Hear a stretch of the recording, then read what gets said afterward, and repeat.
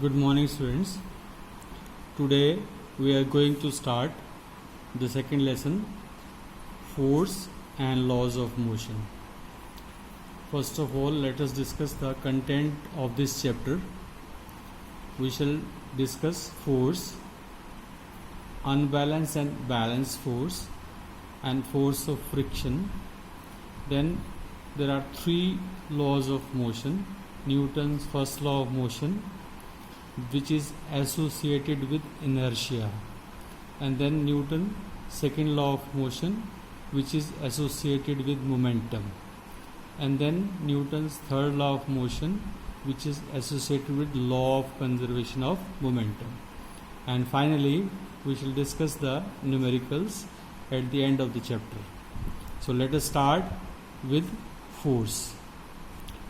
So force is an influence which changes or tends to change the position of a body from rest to motion, or it tends to change the moving object to rest, or it can also change the speed of the body, the direction of the body, or it may also change the size and shape of the body. Right? So force can also be defined as it is a pull or push which changes or tends to change the body at rest into motion, or a moving body to rest, or it can change the speed of the body and can change the direction and shape of the body. Let us take the example. I use the word changes or tends to changes. Suppose there is a book on the table and you apply a force, or you apply a push on the book, or then you can see that the book will start moving. In this case, you apply the force and the book was initially at rest, now it comes in motion. But it is not always that you apply a force and the body start moving. Suppose you exert a force on the wall but the wall doesn't move, means you are applying a force but the body doesn't change its position. It means that the body, in this case the body tends to change, the force is tending to change the position of the object. In this case the force is again applied. And the second case is the force can stop a moving body. Suppose your friend is coming on a bicycle and you applied a force on his handle to stop him, and if your force is good enough, then the bicycle will stop. And sometimes if your friend is powerful than you, even after applying the force, he is able to move the bicycle. It means you are applying the force but the body doesn't stop, means you are still tends to change the moving body to rest. Again the force is come into existence. In the same way, you can also change the direction. For example, suppose you are playing cricket and you are facing a ball from the bowler and you hit the ball with your bat, so it is coming towards you. Now when you hit the ball, it goes in another direction. This is again the force come into existence. And suppose you have a say balloon, right, an inflated balloon with you, and when you apply a slight force on it, the shape of the balloon gets distorted. It means it can also change the shape of the object. So this is how the force come into existence. So whenever you have to do any work, the force come into existence. So I again conclude the definition of force. What is force? A force is an influence which changes or tends to change the moving body to rest, or a body at rest into motion. It can also bring a change in the speed of the object, or change the shape of the object. So now we shall study the types of forces, balanced and unbalanced forces. See, whenever you apply force on the object and the body comes in motion, then it is called an unbalanced force. But it is not always the case. Sometimes we apply force on the object, but the object doesn't move. So in that case, all the forces get balanced. So this type of force is called balanced force. So what is a balanced force? If the resultant of all the forces acting on the object is zero, then the forces are called balanced forces. For example, in case of tug of war, there are two teams and pulling the rope on their side but unable to move on either side. In that case, all the forces are get balanced by each other, and this type of force is called an balanced force. And what is unbalanced force? If the resultant of all the forces acting on the object is not zero, then the forces are called unbalanced force. Means in an unbalanced force, you always see the motion of the object, because one of the forces is greater than the other types of forces, and the body will start moving in the direction of the greater force. Let us become more clear with this example. Suppose there is a wooden block lying on the table, and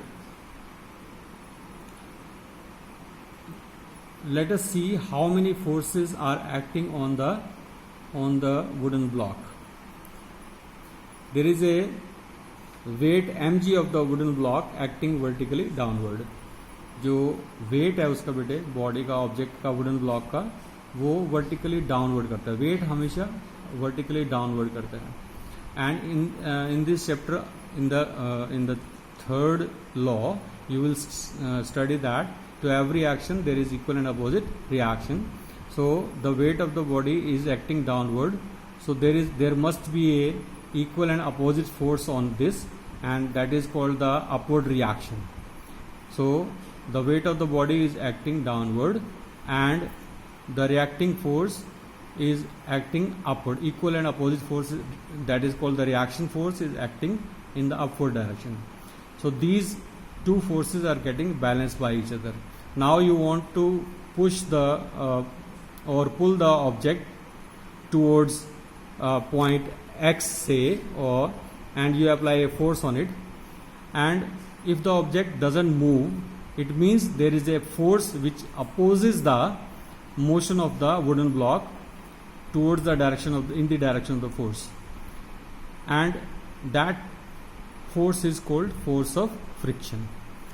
Now if the object doesn't move, if the wooden block doesn't move, it means the force of friction or the balance, the applied force on the wooden block is getting balanced by the force of friction, and therefore there are four forces acting on the wooden block, but still the object is not moving because all the forces are getting balanced by each other. This is called balanced force. So but if the applied force is greater than the force of friction, then the body will start moving in the direction of the greater force or applied force. In this case, the forces are unbalanced forces because the applied force is more than the force of friction. So what is this force of friction? Let us discuss the force of friction. It is not given in detail in your book, but let us discuss the force of friction. It always comes into existence. For example, whenever a body moves over the surface of another body, then the first body opposes the motion of the second body over its surface, and this opposing force is called the force of friction. In simple words, जब भी कोई body motion, आप पढ़ चुके हो, first chapter motion था, तो जब भी मोशन होगा जब भी मोशन होगा तो हमेशा एक फोर्स आएगी जो उस बॉडी की मोशन को रोकने की कोशिश करेगी, and that opposing force is called force of friction. Why there is a force of friction? The force of friction is because of the roughness of the surfaces. The more the rough the surface, the more the force of friction come into existence. जितना ज़्यादा rough surface होगा उतना ज़्यादा force of friction होगा. For example, if you roll a ball, say tennis ball, on a smooth floor with a definite force, then the ball will go a certain distance and stop after some times. And now the same ball is rolled on a playground having some grass on it, and now roll the ball with the same force. Now it will cover a lesser distance than the previous one, because that surface is rough than the smooth floor. Therefore the force of friction in this case is more, and therefore the distance covered by the body is less. So the more the rough surface, the more is the force of friction. So force of friction, for example, when we stop pedaling a bicycle, we are riding, the bicycle begins to slow down and ultimately comes to rest. Why? Because there is a force of friction between the road and the tire of the cycle. So the force of friction opposes the motion of the bicycle, and ultimately the bicycle comes to rest. And if you want to continue in motion, then you have to pedal continuously. So this is the force of friction. So force of friction is very necessary in our life. Sometimes it is called friction force is a necessary evil. Why it is called necessary evil? Because in some cases it is required, and in other cases it is harmful. That is why it is called a necessary evil. For example, we cannot walk without friction. When we walk, there is a force of friction between the sole of our shoes and the ground, and because of that grip, because of that force of friction, we are able to walk on the ground. Otherwise, if there is no friction, then we cannot walk. For example, it is very difficult to walk on an algae. Algae, you know that, काई जिसको हिंदी में बोलते हैं. अगर हम smooth surface काई से पे चलने की कोशिश करेंगे तो we slip down, and sometimes we step on the peel of the banana, then we fall down, because the surface of the peel of the banana is very smooth and the friction becomes zero, and we generally fall. So this is how we cannot walk without friction. We cannot write without friction. When we write something on the notebook, there is a force of friction between the tip of the pen and the paper. If the paper and the tip of the pen is very, very smooth, then it is very difficult to write on the piece of the paper. Therefore, there must be a right force of friction to have a grip on the piece of paper. Otherwise, we are not able to write. In the same way, we cannot put nails in the wall. We are able to put nails on the wall or wood with a hammer because of force of friction. It will have a grip because of that force of friction. So there are so many things. We cannot apply brakes without friction. So suppose you are traveling in a car, and the speed is say 90 to 100 miles per hour or kilometer per hour, and suddenly you have to apply brakes. Then there is a force of friction between the tire of the car and the road surfaces, and you always saw that the surface of the tire is rough. That roughness is caused deliberately because a enough force of friction is required to apply brakes. That's why we are able to apply brakes. जब tyre घिस जाते हैं तो break नहीं लगती है और गाड़ी स्किड कर सकती है और एक्सीडेंट हो सकता है. So there are certain fields where friction is very very useful, but in other cases the friction is harmful too. For example, when we walk, because of the force of friction, our जो जूते हमारे घिस जाते हैं, is in the same way the machine parts, when a machine runs, the parts of the machine gets आपस में they rub against each other surfaces, और उससे उसकी लाइफ फोर्स ऑफ फ्रिक्शन होता है जिससे उसकी लाइफ कम हो जाती है और पार्ट्स घिस जाते हैं. तो हम क्या करते हैं इन दैट केस, हम जहाँ पे हमें फोर्स ऑफ फ्रिक्शन ज़्यादा चाहिए वहाँ हम सरफेसेस को रफ कर देते हैं, और जहाँ हमें फोर्स ऑफ फ्रिक्शन कम चाहिए वहाँ हम उसको लुब्रिकेट कर देते हैं. जैसे आप साइकिल चलाते हो तो साइकिल में कई बार क्या होता है कि रस्टिंग हो जाती है, आपकी चेन ऑफ द साइकिल में रस्टिंग हो जाती है. तो हम क्या करते हैं, साइकिल वाले के पास जाके ग्रीसिंग करा लेते हैं उसकी. तो ग्रीस लगाने का ऑब्जेक्टिव क्या होता है, to reduce the force of friction. So you can see that the force of friction is always there. We cannot avoid the force of friction. There is nothing on earth where the friction is not there. So in some cases the friction is more, in some other cases the friction is less, but friction is there. Otherwise I will come to know that the role of the force of friction in the articles coming ahead, right? So now we move on to the next article, the Galileo observation. This is Galileo observation. What is that? वो कहते हैं कि ऐसे एक inclined plane लो और उस inclined plane से यहाँ से एक बॉल को रोल करो, right, and at an angle. Inclined plane है ना, तो ये एक एंगल है, कुछ भी एंगल मान सकते हैं. यहाँ पे थीटा वर्ड लिखा हुआ, आपको थीटा समझ में नहीं आएगा. सो लेट अस से this angle is 60 degree. So it will roll down in the other direction. जैसे इधर से नीचे आ रहा है ना, तो यहाँ से टकराने के बाद ये it will bounce back to the other side. And if the angle of the plane on the other side is same, say इधर 60 है और इधर भी 60 है, ये इधर θ1 एंगल दिखाया है, ये θ1 और θ दोनों 60 हैं, तो it will go in the same height, it will cover the same distance.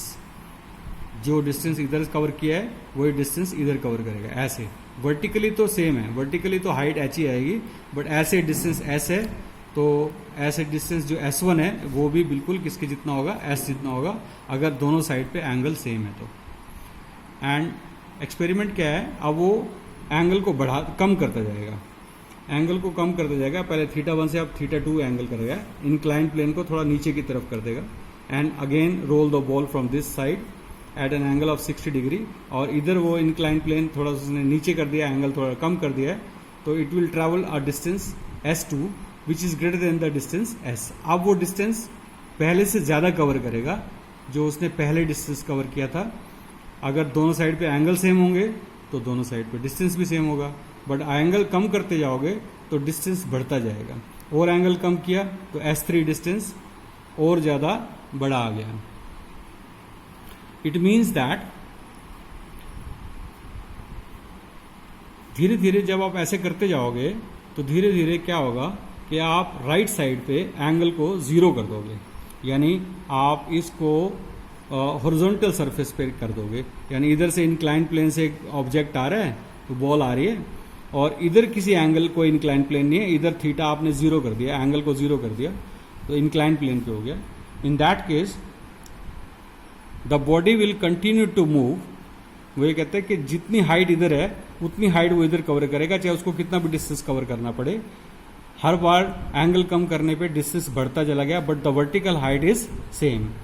तो इसी तरह से जब आप एंगल कम करते करते 0 पे आ जाओगे तो according to Galileo, the ball will continue to move endlessly. यानी जब तक वो उसी हाइट को गेन नहीं कर लेगी the ball will continue to move. But ऐसा होता रियल लाइफ में ऐसा नहीं होता है। क्यों नहीं होता है? देखो ध्यान से सुनो, एक बार फिर से सुनो इस एक्सपेरिमेंट को। देखो क्या एक्सपेरिमेंट है, एक वर्टिकल प्लेन से एक बॉल को रोल किया एट सर्टेन एंगल से, हम 60 मान लेते हैं, तो वो बॉल इधर भी उसी एंगल से दूसरे इंक्लाइन प्लेन पे जाएगी। जितना डिस्टेंस इधर कवर करेगी उतना ही डिस्टेंस उधर कवर करेगी। The vertical height will remain the same. Suppose the vertical height is h। अब आप धीरे धीरे उस इंक्लाइन प्लेन में एंगल कम करते जाओगे। पहले 60 था, फिर 50 कर दो, 40 कर दो, 30 कर दो, तो आप देखेंगे कि ये जो इंक्लाइन डिस्टेंस है it will keep on increasing but the vertical height remain the same.